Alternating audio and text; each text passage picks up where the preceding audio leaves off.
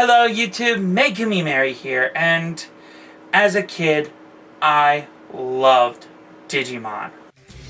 I woke up almost every Saturday morning just to tune into Fox Kids and watch the latest adventures of the Digi-destined to save the digital world.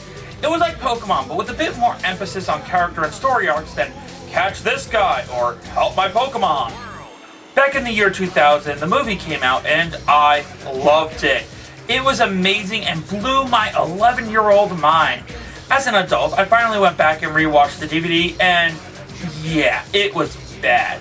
You can tell how badly edited it was, and it came as no surprise when I later found out it was actually 3 movies combined into one. The worst part is the middle segment of the movie was amazing. A virus on the internet, a ticking clock, last-second Deus Ex showcasing the power of the online community. It was such a huge loss that this one amazing story got lost in between 2 segments of crap. I desperately wished for a better version of the story to be told. And then God gave us Mamoru Hosoda. The director who worked on the Digimon movie started to work on his own project. I first got acquainted with his work thanks to a little gem I found at a convention called The Girl Who Left Her Time. But that movie pales in comparison to Summer Wars.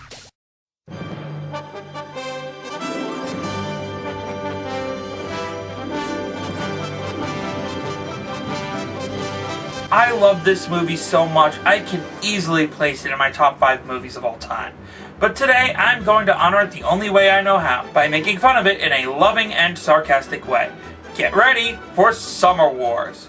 We open the movie with a brief introduction to the main gimmick of the movie, the online world of Oz, an internet community meant to do everything you can do in the real world via your account. I'm sure this won't backfire in any way. We then meet Kenji and his friend, insert name here, who are code monkeys, with one of their avatars being a literal code monkey. In all seriousness, it is a subtle gag, but once you're aware of it, good luck trying not to notice it. A girl shows up asking for them to do a job for her. This piece of anime eye candy is Natsuki, a girl in Kenji's class. He gets dragged to the mountains to meet her entire family for her great-grandmother's 90th birthday. He's there to help out. Kenji's my fiance, actually. Or she just flat out lied to him.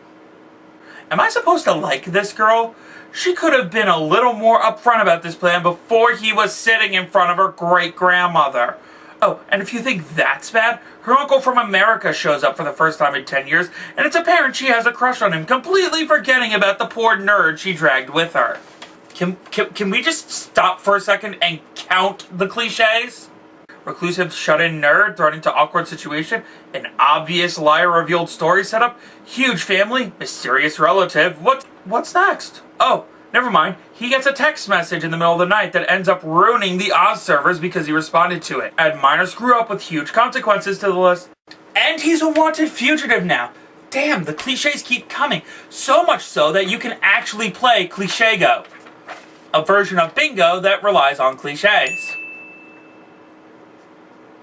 Ignore that. Not relevant. So as he tries to figure out what's going on, he comes across a kid to borrow his laptop, and I'm not gonna lie, the kid is very quick on the uptake. Gotcha. You're the fall guy. I love this.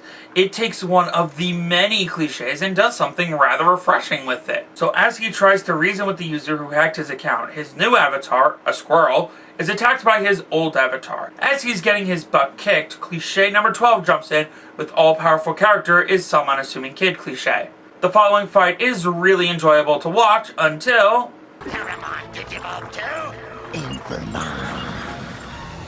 I'm not apologizing for that joke. Also, villain becomes more powerful cliche.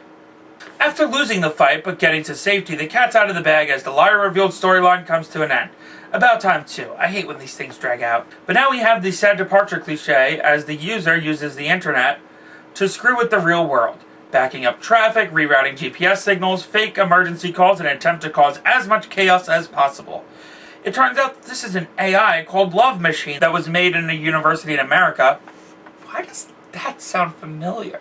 Anyway, rogue AI causing problems cliche. Great-grandmother uses her old contacts she's amassed over the ages to try to rally people to sort out problems, as Kenji, who's now returned to the house because of bad traffic, is trying to hack his way back into the Oz maintenance service. It also turns out that he's innocent because he made a typo. As everyone celebrates their small victory, Cosmo starts to plan how to take down Love Machine as we get another cliche.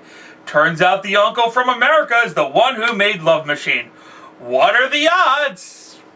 If it wasn't an anime, it would be like 1,000,000 to 1, but since it is an anime, like 1 to 1. The grandmother loses her shit and attacks him with a spear. He leaves and the family decides to clean up in his wake. As they clean, Kenji plays a game of Hanafuda with Granny, as she tells him that Natsuki may be selfish, but she is a good person, so look out for her.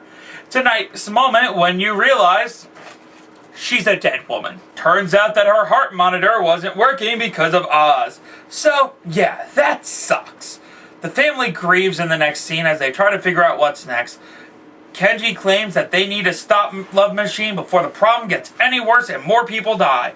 Half the family thinks he has no place in saying this, while the other half pool their resources to come up with a plan to stop Love Machine. The build-up is nice, the fight is epic, and they fail. So we are now introduced to both countdown and nuclear doomsday cliches, as ballistic missiles are set to collide with nuclear reactors. Natsuki gets a hold of Wabisuke, who comes back, and together they form another plan.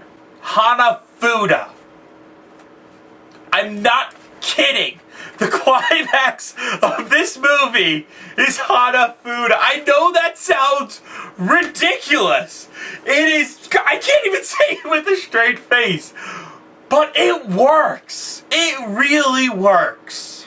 But then, all hope is lost cliche rears its ugly head as they do not have enough accounts to meet the minimum bet requirement. Then a boy decides to give his account to Natsuki along with thousands of others around the world in one of the best messages of online community I have seen to date. Then Natsuki gets the classic anime transformation cliche. Ooh, ooh, ooh, ooh, ooh, cliche go, triple cliche go. Diagonally, up, sideways, and I'm not playing against anyone and I have no life. They take all but 2 accounts away, but the missile is still headed towards them as Kenji makes a last-ditch effort to hack into its computer and save the day. Love Machine is beaten, the missiles miss them, and Natsuki kisses Kenji at the grandma's funeral. That was Summer Wars. Despite all the crap I gave the movie, it is still a fun and enjoyable time. The cliches are done just right so you forgive them, and the characters are a blast. For the Digimon fans, it has a noticeable parallel to the middle of the Digimon movie, and that's perfectly fine in my opinion. It's a great story of coming together for a common cause, and I could not recommend it more. So, why don't you go ahead, check it out for yourself, even though I completely ruined the entire movie, so spoilers. This is Making Me Merry, and I'll see you next time. Hey guys, as always, thank you so much for watching. This has been a video project I've been sitting on for quite a while now.